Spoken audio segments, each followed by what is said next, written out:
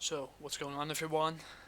Welcome back to another video, and yeah, today we're going to do something different, a more all ages review of Mr. Crypt and Friends by it's a it's a three limited three issue limited series by Turner Comics, and yeah, be careful for spoilers if you haven't read it yourself. If you didn't read it yourself, my bad. And yeah, let's see what you can make of this. First of all, Happy New Year. I hope you guys had a great time. Enjoyed the holidays. Enjoyed your Christmas Eve and Christmas Day with family, friends, and yeah, your loved ones. Had some good food. Kept each other company. And New Year's Eve, and I hope you had a great New Year's Eve as well. And yeah, I hope for all of us that 2024 brings us. It's going to make things a little better, but there'll be a mixed bag, of course. I hope it will get better than the last year. Last year was yeah. Not it was not the, let's just say it was not the best way end uh, to end 2023. So yeah, something's happened, but I digress. I've got my decaf ready. So how this video goes, for those who don't know. First, I'm going to discuss who the writer and the artists are. Then we're going to do a little synopsis. We break down every page from point A to C. We go to the positives. Then we go to the negatives. In this case, positive negatives, and we go straight to the final verdict. What is worth it or not? Where you could find it, and what's going to be next. So, without further ado, we're going to check who Mr. Crypt and his friends are written about. Who the writers are, who the artists are, and who the cover art did the cover art.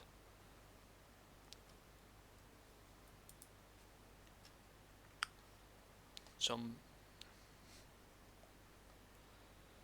kind of what seems to be some. I don't know why is there an ad out there. Yeah, well, the first page doesn't matter, but yeah, okay. Should have put that at the end. I don't know why. So yeah, Mr. Crypt itself is created and written by Troy Vivazis and with art by Alexander Jovic and edits by Peter Samedi from the editor-in-chief at Alternative Comics. So yeah, synopsis, what it's all about. Well, Baron Rat, that's the rat over there, and Mr. Crypt, that's a living skeleton, are basically going on adventures and try to stay out of trouble as much as they could. But in this issue, they have no other choice but to save an endangered species, or endangered primate from the grasp of their new enemy or antagonist that's going to be introduced in this issue, known as Mr. Crescent, named after the crescent moon. Ah, what a beautiful thing to watch. I prefer the full moon because then you see Ixchel or Ixchel or Chakchel, whoever you call them, or on the lunar surface. Just kidding. Just thinking visually about my own stuff. But yeah, he's going to be introduced in this issue. So yeah, it's safe to read, but don't worry, it's safe to read with your kids. It's safe to read for yourself as a teenager, whatever. But when you're getting a little older, it might be a little bit too yeah. You might want to get something more. But yeah, I digress. So yeah, that's a synopsis. They have to save an endangered primate, in this case an ai. That's a primate native to Madagascar. And yeah, it's also a threatened species from being eaten by Mr. Crescent. So what's happening right now? Mr. Crypt and Baron Rat are on their way to visit their friend Bigfoot. And yeah, of course Baron Rat puts his thumbs up, does a thumbs up. Such a beautiful, peaceful day. And then they scream ah, hear a scream, and they go, they run towards the sound, towards the source, and come to the conclusion that someone's in big trouble. And it turns out to be a guy hanging upside down with Bigfoot holding his, what seems to be his left or his right leg. I don't know. Seems to be his right leg. I know him just. Where is he? I know him just a driver. And and Bigfoot. He's kind of the environmentalist or the park ranger here. He tells him that the rare creature was taken away from its natural habitat. And yeah, he hangs him upside down. That's horrible. And yeah, Baron Rat is kind of pissed about it as well, which seems to be logical. So yeah, perfect example of how certain things like conservation or protection of endangered species and tackling illegal animal trade is a thing here. But it's done in a way that doesn't feel forced down your throat.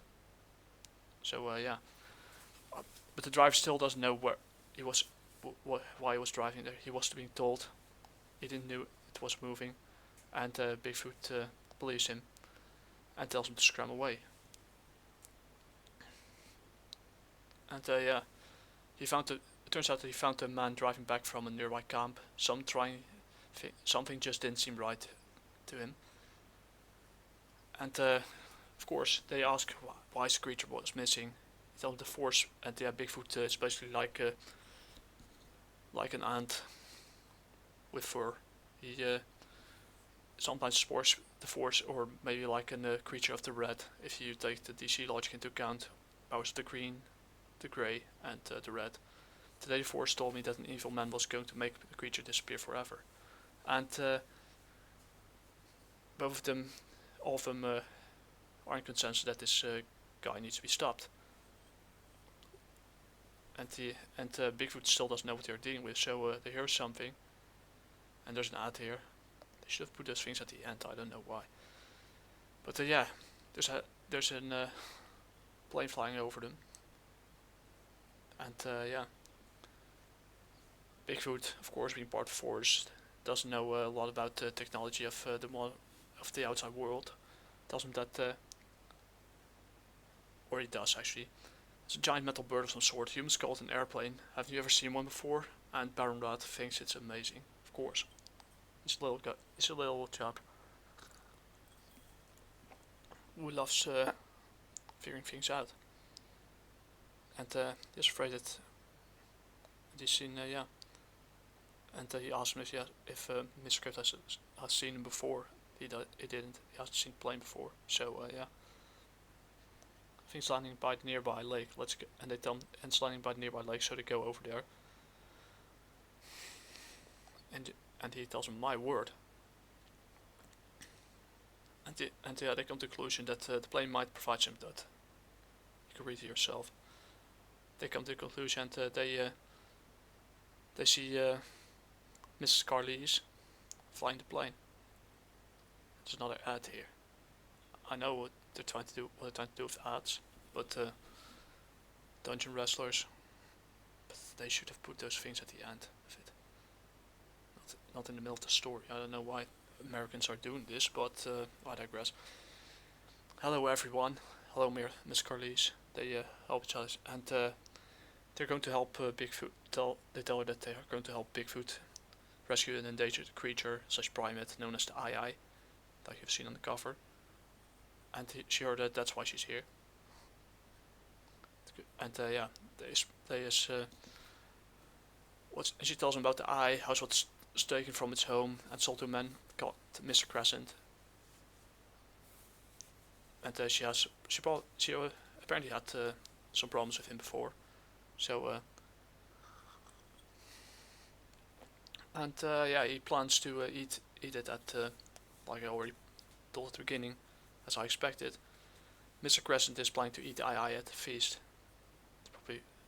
Probably won't be the other endangered species or threatened species being eaten by him. No, because he's a sick son of you know what. So of course they're shocked, and Baron Rat gets a little emotional, but Carly's promised him that they won't let it happen. So they go on the hunt for him. So the hunt is on. Downcast. I've read the first and second issue. Good stuff. That's an ad I could tolerate. By Eric Clint Stoker, Ignacio Lazaro, Ben Alba, Eric Weathers. He shows up in almost every CG book. I don't know why, but yeah, he's good at lettering. A few months later, quiet now. Get down, they'll see us, and they're he's there, Roger, and she's come from the army. And the eye is she sees through her binoculars. She sees the eye afraid in its cage, and watched by Mr. Crypt, and there's a little misunderstanding over there, which is logical, because Mr. Crypt has no army or scout marine experience, whatever, however you call it, and they see a blimp, the R101, and there's Mr. Crescent. So a simple basic splash page, not too much detail, just a little cartoony. It reminds me of Dick Dastardly from from the old cartoon known as the Wacky Races, and also you have Stop the Pigeon, where you have to stop the pigeon with the only thing missing is Motley, who's either biting him or laughing at us when he fails. But yeah, that's for another story. And another ad. Jeez, they should really put those things at the end, but again, enough of this, let's get down there and help him. Bigfoot, wait! Well, he goes after him. Bigfoot cannot be stopped, and there are his flunkies, and he punches them unconscious. He goes on the attack, doesn't his face, and apparently Baron Rat knows karate, and yeah, kicks him in the face, and he tells me, yeah, a rat that knows karate. Now I've seen karate.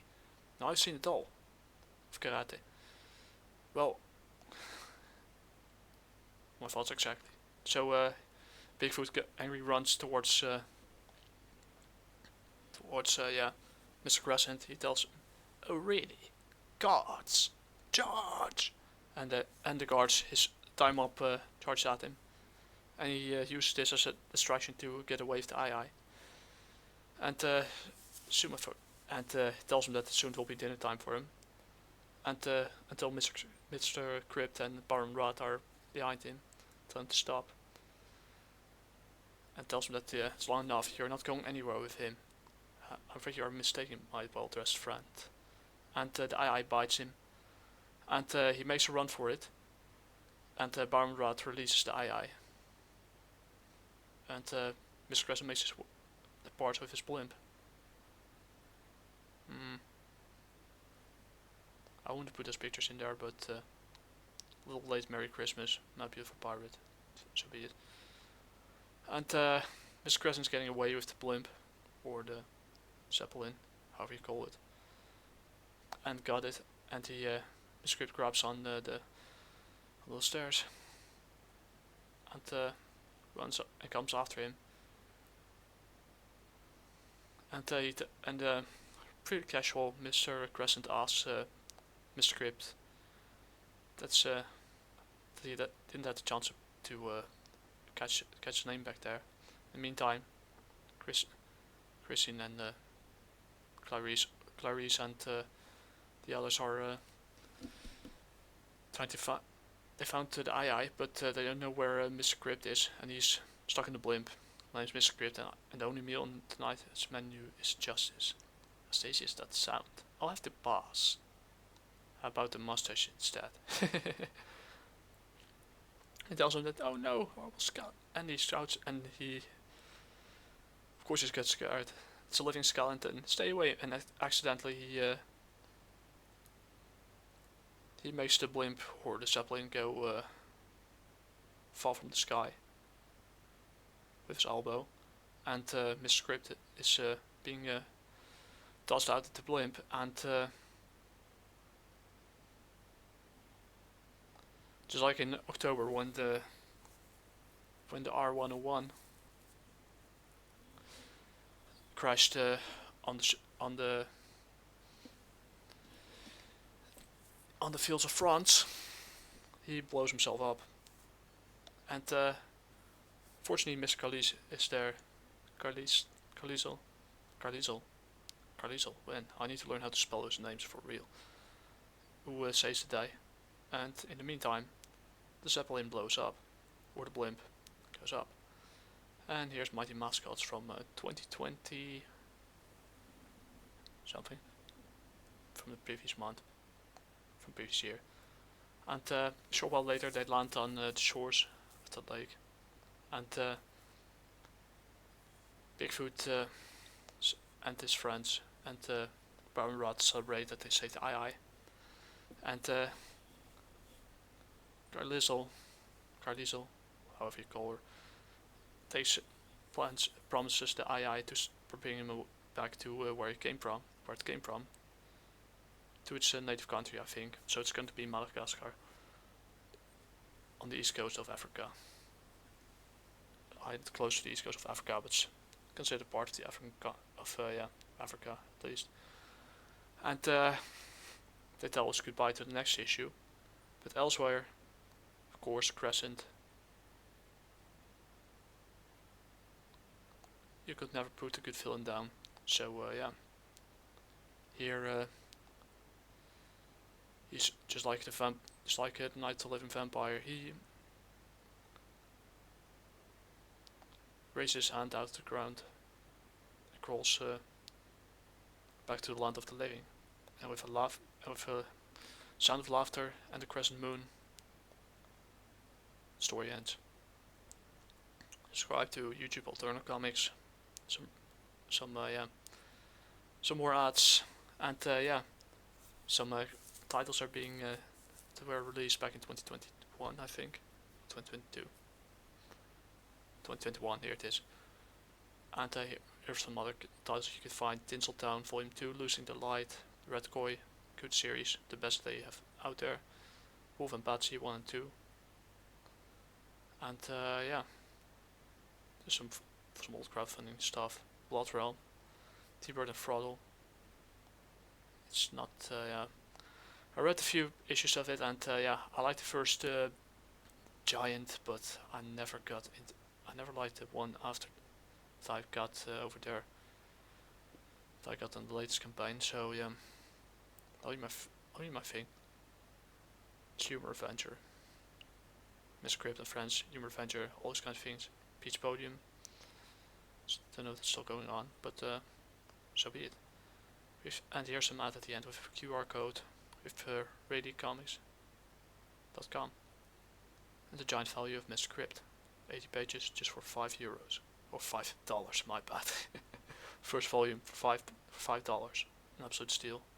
That's a tiny price. Print on newsprint. But I'm doing this digitally. So we're going back to the positives. Well, the positives is, despite not being the most detailed or realistic art style, it's really cartoonish. It's both positive and negative. Some things could have been worked out better. But the positive is, yeah, I really like this cartoon style. It fits the all ages kind of look and aesthetic that they were trying to capture with it. It also reminds me of the old cartoons of the the previous century, like yeah, Stop the Pigeon. I think it was Stop the Pigeon or something.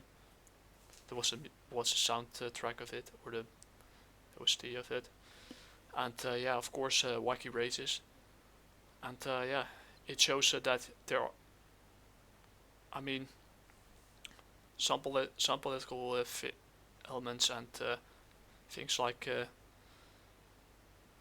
yeah, like environmentalism, like yeah, illegal animal trades that they have been discussed in comics before, but compared to what the current thing does, where it's too forcing down everybody's throat, here it's yeah, put into the story without pandering. So you have yeah, stop tackling illegal animal trade, like an aye being ripped from his home in Madagascar, being being rescued and being saved from being eaten by Mr. Crescent. So that's a nice detail. You can make it work, but it needs to be done in an objective way, and I think they did it quite well with this. It's not like the current thing where it's the force because we have to save the environment, and in the meanwhile we're just going to lie on the roads and block traffic and make people waste more gas for no reason whatsoever. So that kind of stuff, and it's not that we have to save the planet because reasons. So that's a good thing. It captured those things perfectly, and nice colors. Art is what you expect from it. It's a good art style by Alexander Jovic. Sounds it sounds kind of Slavic, kind of Eastern European, or I think Croatian or something. It has a Croatian surname, or maybe Serbian. I don't know. I think that's from that region, or has some roots over there. But yeah, did quite a good job. He captured the cartoonish art style. The pacing is it really flows well together, and it's nice to see. It's a good way to introduce a villain as well. Could make him more. If I were to write a villain like, going back to the page again, Mr. Crescent, I'll probably make him some kind of living vampire. But it'll be way more bloody, with way more bloodshed, because my style of writing goes way more towards the mature stuff. Even when I try to draft some notes for an all age story, it still goes dark pretty quick. But that's the difference between all ages and supernatural dark fantasy 18 plus. But it's good. It's good art. The good art is what you expect. It's not the best art, but it's good enough to get the stuff done. And story wise, it's really flows well together. And really interesting villain as well. Who's not we've seen the last of him, because the blimp might have blown up, but it's not the last we've seen. It's not the last thing we've seen of Mr. Crescent, and I got saved. So one crime being busted, but you can't keep a good villain down. So we'll see what's happened next. The negatives are I kind of mentioned it already a few times already. I mean, going back here, this is an ad at the beginning, fair. Then then you go to 1, 2, 3, 4, 5. 5 page there's an ad. 1, 2, 3, 4. 4 page at the 4th page there's an ad. Oh, it is something I'll let pass. But the ads are. That's the only negative thing I have to say about this is the ads are. I would have put all the ads, maybe one at the beginning, and the rest at the end, to let the story flow better. Because now, especially digitally, it or when you're reading a physical floppy, maybe that's an American thing, maybe it isn't. But that's probably because I drafted more towards European and Franco-European and manga and manhwa, because they don't put a ton of ads at the beginning or at the end, or in between the pages page of the story. It kind of ruined the experience for me in a certain way, because story wise it's good, but all those ads in between, I would put them all, maybe one at the beginning and the rest at the end after the story's finished, because now I have to get through. Now I have a few pages of story, then there's an ad. It's kind of irritating, because I've seen the Dark Horse comics by Stars comics by Dark Horse doing the same thing. I think I've seen some Marvel and DC doing this. Some Marvel and DC and Image doing the same thing. It's kind of irritating, but that's the only negative about it. Story wise, it's a really good introduction to the new villain, and and something to read with your kids or for yourself. You want to have some time off to escape from the wheel of escape from want something quick to read. this is the place to go. But yeah, it's a good beginning for the first volume of a miniseries, and yeah, story-wise and art-wise, it's an okay beginning. It's not the best, but it implements certain elements that might otherwise be associated with the current thing, with in a certain way that it doesn't feel forced. And there's an interesting villain arc behind there in a 3-issue miniseries that might be good. Might not be good if you like more mature stuff, but want some light-hearted stuff and want to save a little furry friend, a little primate over there, bring it back to his country. It's certainly something to yeah, to enjoy maybe for your kids if you have younger kids, or want to read something yourself. So for that it gets a 7 out of 10, so 70 out of 100. It's story-wise it's okay. Art-wise it's yeah, more simplistic, not realistic, more cartoonish. But yeah, writing-wise it's also very okay. It's good for a good start. But yeah, all those ads in between, I wouldn't have done it that way. That's my honest opinion. So yeah, I'll download the second one to review next time. So yeah, expect the review to go live either this week or in 2 weeks, 3 weeks, depending how much my workload has stepped up or stacked up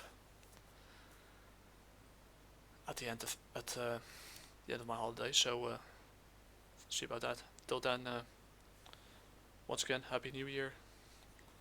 Shout out to yeah, Tori Vavasis and Alexander Jovic for creating this, and to of course Pete. I still don't know why you removed Legend of the Lock from your catalog, but there must be a reason for it. But that's for another story. This is going to be the first review of the 3 issues of the miniseries, so stay tuned for that. Till then, I'm going to watch an episode of Kimagure Orange Road. That means Kimagure Orange Road. It's a slice of life manga slash shonen. So till next time. Talk to you guys later. Ja, ne.